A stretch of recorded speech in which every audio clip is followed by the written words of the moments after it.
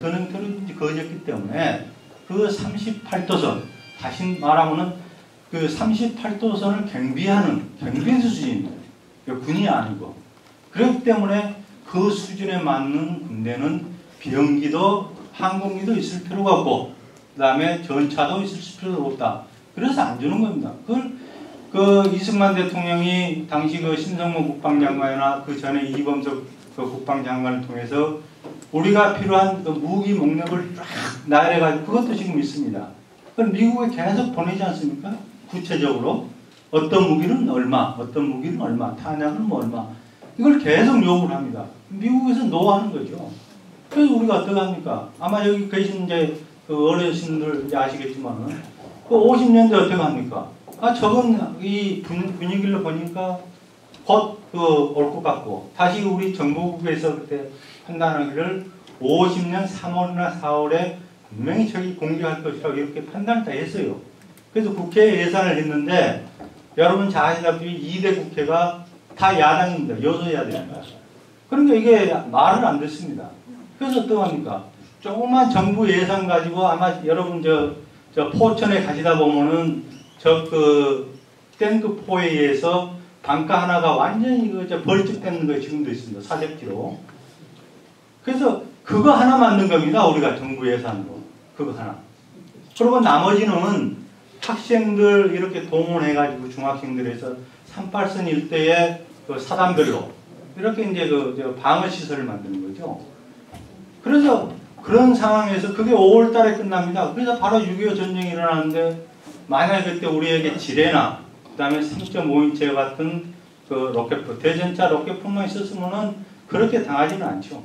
그래서 그걸 못했기 때문에 우리가 당했는데, 제가 결론을 말씀드리면은 한미 상호 방위 조약은 이 대통령이 아까 말씀드린 대로 우리의 어떻게 보면은 전후 한국 안보 자산입니다. 가장 중요한. 그걸 얼마나 어렵게 방금 우리 차관님께서 좋은 강의를 하시는데 그 내용처럼 얼마나 고생해서 그걸 획득했습니까?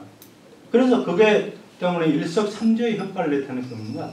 다시 말하면 이 대통령이 전쟁 전에 요구했던, 자, 미국하고 군사 동맹 맺자. 미국 노했죠? 그런데 맺었습니다. 네. 그 맺었죠? 거기도 그러다 보니까 어떻게 됐습니까? 주한 미군이 자동적으로 주둔을 하게 됩니다.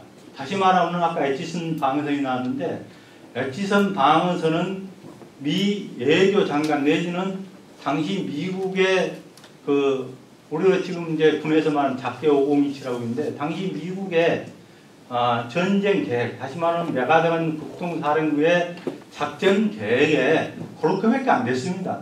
일본을 보호하기 위해서 우리 한반도와 그 다음에 대만은 포함을 제외시킨 게 아니고 포함을 시키지 않았고, 만약에 한반도에서 전쟁이 일어나면은 그것은 유엔에서 해결한다고 이렇게 다 돼 있어요.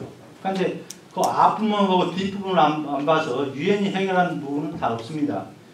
그래서 다시 본론으로 들어가면은 한미 상호 방위 조약은, 자, 주한 미군을 한반도에 주둔할 수 있는 근거를 마련했고, 그 다음에 더 넓게는 태평양 방위 조약, 다시 말하면은 이승만 대통령이 49년에 요구했던 유럽의 나토와 같은 군사 조약을, 집단 안보 조약을 우리 태평양에도 해달라 해서 했던 게, 결국 여러분 잘 아시다시피 한미 상호 방위 조약은 태평양에 있어서의 국제 평화와 안정이라고 시작이 됩니다. 우리 한국을 하는 게 아니고. 그렇지만은 미국하고 일본이 안보 조약을 맺는데 거기는 태평양이 아니다. 퍼시픽이 아니고 아시아입니다. 아시아. 동북아시아.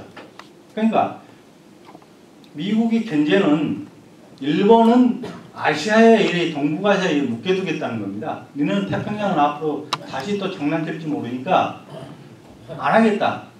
대신 우리 한국, 그 다음에 필리핀, 그 다음에 나머지 엔제스라고 해가지고 뉴질랜드, 오스트레일리아하고 또 동맹을 맺습니다. 이거 어떻게 맺는지 아십니까? 51년 9월 8일 날 샌프란시스코 조약에 의해서 미국하고 미국이 안보조약을 맺겠다고 하니까 당시 태평양 지역에서의 피해를 받던 태평양 국가들이 들고 일어납니다. 무슨 소리 하는 거냐. 그래서 미국이 달래는 조건으로 51년 9월 1일 일본과의 조약에 앞서가지고 제일 처음에 필리핀하고 맺죠. 그 다음에 뉴질랜드, 호주. 그러고 나서 일본하고 맺습니다. 그 다음에 우리를 53년에 우리 대한 이승만 대통령의 전적인 노력에 의해서 맺어지는 겁니다. 그래서 그 한미 상호 방위 조약은 결국은 태평양 방위 조약의 초석입니다. 그래서 지금 현재 그 연장선 속에서 지금 주한미군이 현재 주둔하면서 우리나라가 계속 그 미국의 어떤 안보의 우산 속에서 우리가 경제적 했던 게 다 이승만 대통령의 덕입니다. 아까 사회는 좋은 표현인데 부모가 나무를 심으면 결국 우리가 그 안보 그늘에 지금 우리가 경제적 그 성장을 하고 번영을 해서 있었던 거지. 우리가 두 개의 짐, 다시 말하면 우리 독단으로 안보의 짐을 지고 갔다면 지금 경제적인 번영은 있을 수가 없는 겁니다. 그런 의미에서 그 이승만 대통령의 어떤 그 성견이며 또 역사에 대한 통찰력은 대단하지 않을 수 없다고 저는 그렇게 봅니다. 마지막으로 간단히 이제 끝내는 말씀을 하시는데 그 준비할 동안에 그냥 아까 얘기가 나왔기 때문에 제가 약간 걸 말씀드리겠습니다. 이렇게 우리 학생들이 모이고 젊은이들이 좌경한 걸 교수들 책임만이라 하는데 그건 맞습니다.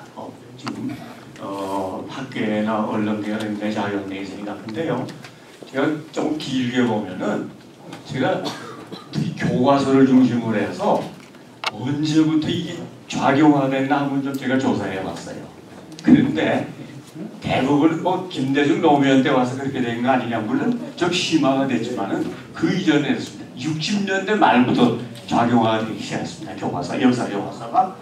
그때 뭐냐? 60년대 북한에 따라서 남한에서도 뭐 주체성 뭐 이런 거 떠들었습니다.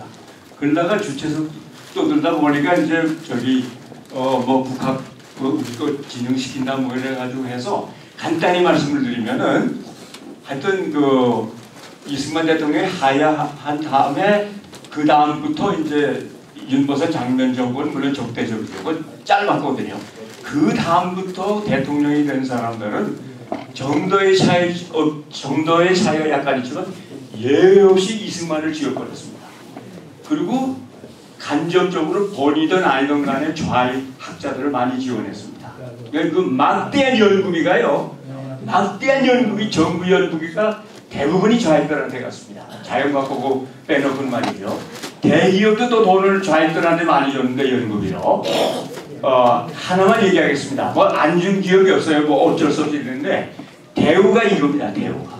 대우가 진짜 많아요. 그래서 어떻게 보면 여기서 이렇게 와서 볼 때 이 자승자방인 것 같아요.